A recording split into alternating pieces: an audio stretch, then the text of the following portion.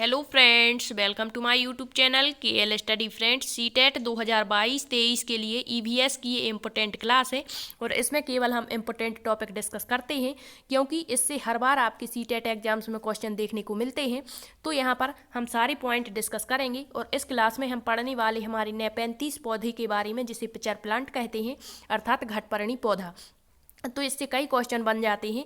केवल कह देंगे घटपर्णी पौधा, फिर 4 ऑप्शन दे देंगे कि इसके बारे में आपको बताना है क्या सही है क्या गलत है। तो इसमें जितने भी आपके NCERT में पॉइंट दिए गए हैं वही डिस्कस करेंगे, जहां से आपके सीटेट में क्वेश्चन बनते हैं।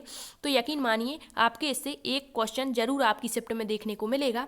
तो देख लेते हैं कि इससे क्या क्वेश्चन बनते हैं और क्वेश्चन क्या पूछते हैं। ठीक है, तो सबसे पहले जो हमारा नेपेंथीस का पौधा होता है या जो घटपर्णी पौधा होता है, यह पूछ लेते हैं कहाँ पाया जाता है। तो यह इंडोनेशिया और ऑस्ट्रेलिया में और साथ ही साथ भारत के मेघालय राज्य में पाया जाता है। तो ये 3 फैक्ट यहाँ पर आपको याद रखने हैं कि भारत के किस राज्य में, तो मेघालय राज्य में पाया जाता है, और भारत के बाहर यदि पूछता है तो इंडोनेशिया और ऑस्ट्रेलिया में हमारा नेपेंथीस पौधा पाया जाता है। नेक्स्ट है, यह जो पौधा होता है इसकी आकृति यदि आपसे पूछते हैं तो घड़े के जैसी इसकी आकृति होती है। आपने थंबनेल में देख लिया होगा कि किस तरीके से इसकी आकृति होती है।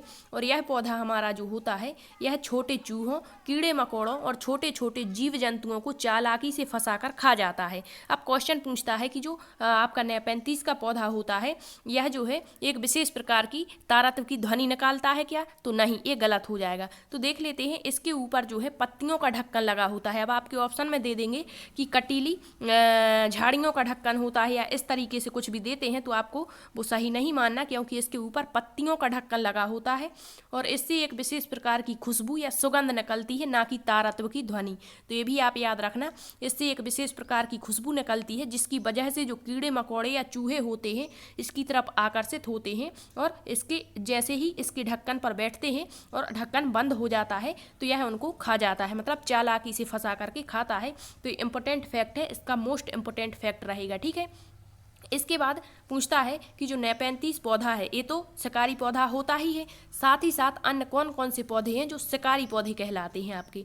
तो आपको ये सारे याद रखना है। एक होता है आपका ड्रोसेरा, ये भी आपका शिकारी पौधा होता है। इसके बाद आपका यूट्रिकुलेरिया, डायोनिया या डायोनीमा जिसे कहते हैं, फ्लाई ट्रैप, और नेक्स्ट है डायोनीमा, 2 बार हो गया है, और यहाँ पर एक होता है बेनस।